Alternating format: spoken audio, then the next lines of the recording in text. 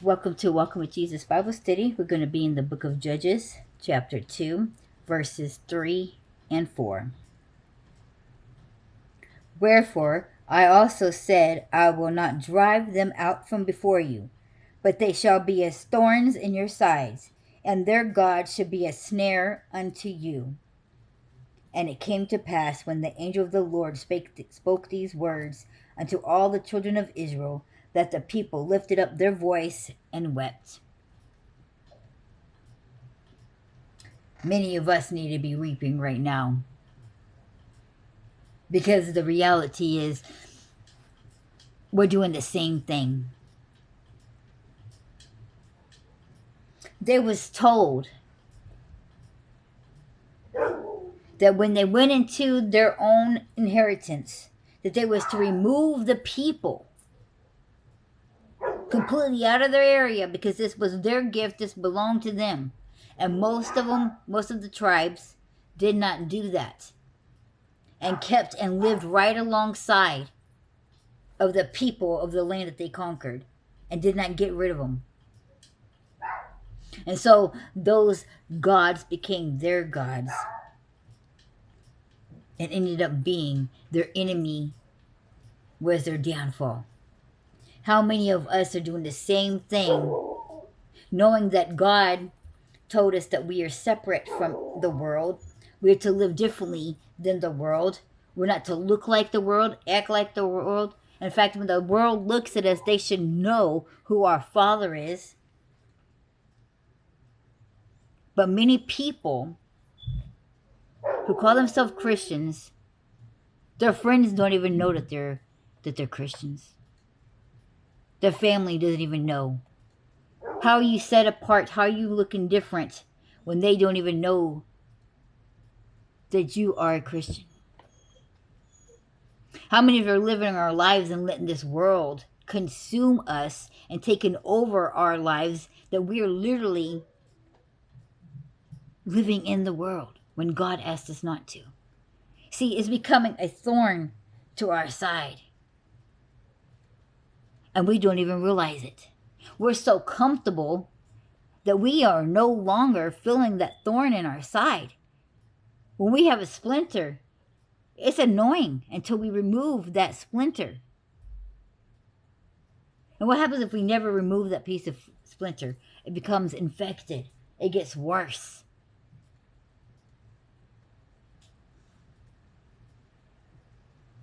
But some of us has gotten so comfortable, skin has grown all over it, the infections done come and gone, and it's just like a hard callus.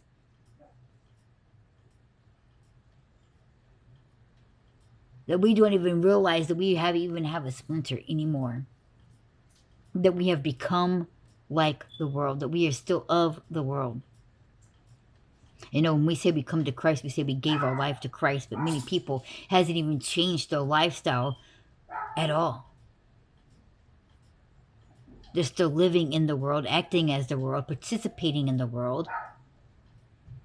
And it's so easy to get caught up in it, because we see these social medias where we want to do the next big trend, and so everybody's falling into it and everybody's doing it, but God asked us and told us not to.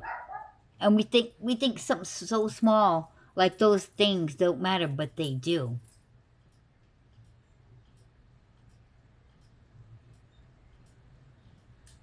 A little leaven leavens the whole bread. And so many of us are allowing leaven into our walk, into our journey, that we don't realize that we're leavening our bread. It's contaminating our walk. That small little piece of sin is festering, causing corruption, infection.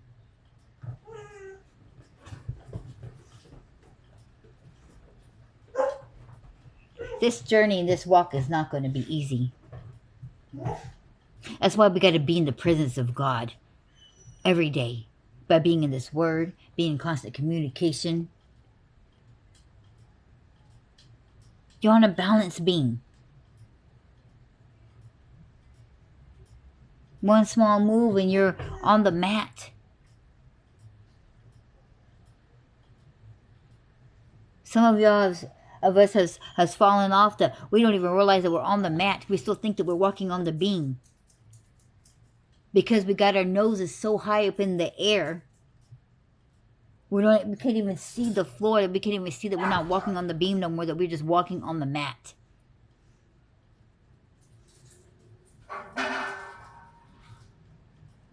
There's some people that just won't see themselves. They won't even look in the mirror. They won't receive correction.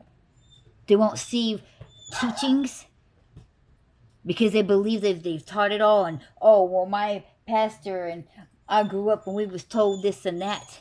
But God sent that person over there to convict you and to correct you so that you're walking in truth.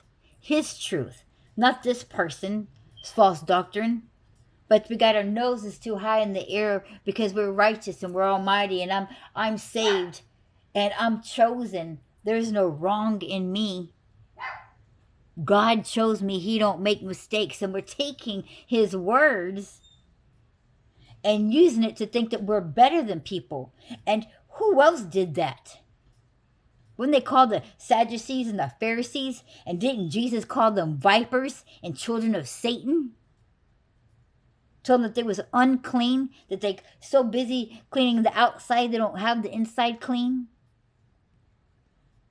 And that's what's wrong with a lot of these religions, a lot of these churches, that when the sick and the needy come in there, they're so disgusted with the filth and addiction and this and that because we are too good and we don't accept that here. That there's many churches right now, still to this day and age in 2026, where people are being racist against the color of certain skins that they don't even allow. And I'm not even talking, and I'm talking about all kinds of races. I've been to, Spanish churches and black churches and white churches to where they are so caught up in the pride of their heritage. Did you hear me? Their heritage of this world.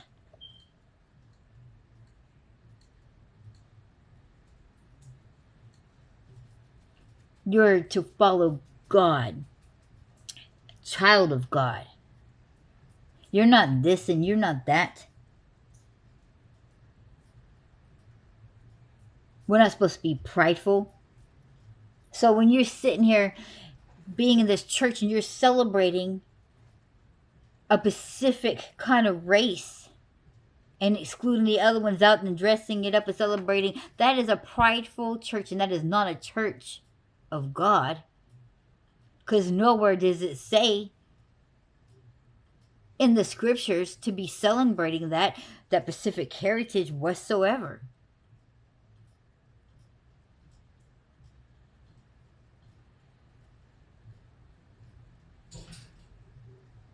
We're not supposed to boast about anything, let alone ourselves, and thinking that we are better than any specific person. Because in the eyes of God, we are all equal. He doesn't see our color.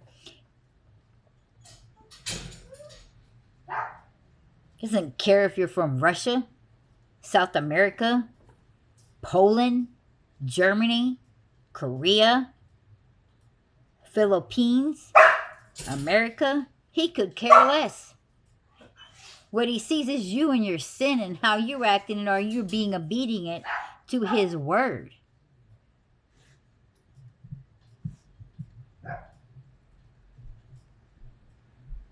And that's what we got to pay attention to. We got to look at ourselves. We got to see, are we doing what God asks us to do? Are we obedient to his word? Are we so focused on ourselves? Do we got a nose up too high? Are we so caught up that we can't feel the thorns when God is trying to poke and prod us and remind us, hey. But there's so many of us, we can no longer feel the thorn in our sides. We can no longer see that we're no longer on God's balancing beam, that we are walking on the mat because our nose is too high in the air, that we can't even see down, we can't even see where we're walking, that we're not even on the correct path that God asked us to walk on. We're so comfortable in our sin that we don't even realize that we still belong to the world and not to God.